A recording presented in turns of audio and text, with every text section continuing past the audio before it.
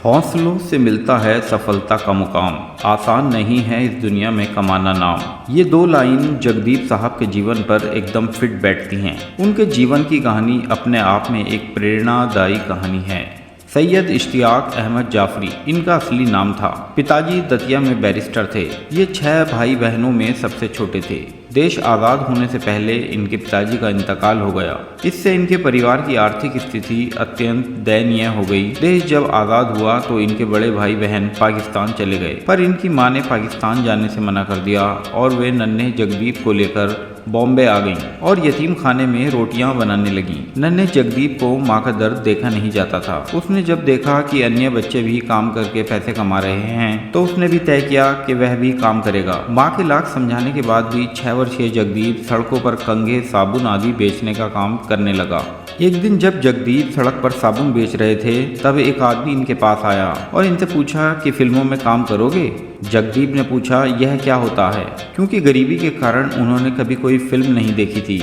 उस आदमी ने उन्हें फिल्मों के बारे में बताया और यह भी बताया कि इसके लिए उन्हें स्टूडियो में जाना पड़ेगा और वह उन्हें कल आकर ले जाएगा। जगदीप ने उनसे पूछा कि इसके लिए उन्हें कितने पैसे मिलेंगे, तो उस व्यक्ति ने उन्हें बताया कि इसके लिए उन्हें 3 रुपये मिलेंगे। जगदीप सुनकर बहुत खुश हुए और वे अगले दिन अपनी मां के साथ स्टूडियो पहुंच गए। जगदीप को फिल्म में दर्शाए जा रहे बच्चों के एक नाटक में दर्शकों के बीच बैठना था। चल रहे नाटक में एक बच्चा एक डायलॉग बोल नहीं पा रहा था। जब जगदीप ने अपने पास बैठे एक अन्य बच्चे से पूछा कि अगर वह यह डायलॉग बोल दे तो क्या होगा, उसने बताया कि तुम्हें ज्यादा पैसे मिलेंगे।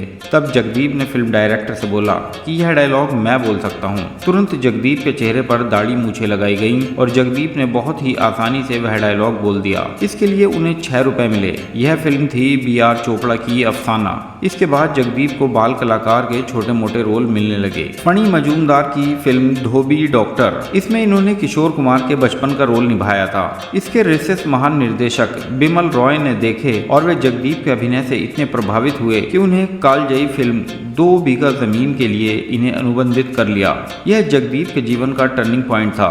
जगदीप ने कई फिल्मों में हीरो के रूप में अभिनय किया। फिल्म भाभी में उनका सहनायिका प्रसिद्ध अभिनेत्री नंदा थी। इस फिल्म का गाना चली चली रे पतंग बहुत हिट हुआ था। धीरे धीरे वे हास्य अभिनय की ओर चले गए। उन्होंने कई फिल्मों में एक से बढ़कर एक हास्य अभिनेता के किरदार को जीवंत किया, पर फिल्म शोले के सूरमा भोपाली के किरदार को उन्होंने अमर कर दिया।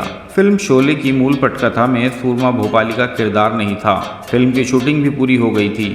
बाद में महान पटकथा लेखक सलीम जावेद ने इस किरदार की रचना की और इसके लिए जगदीप साहब को राजी किया। बाद में तो इतिहास गवाह है।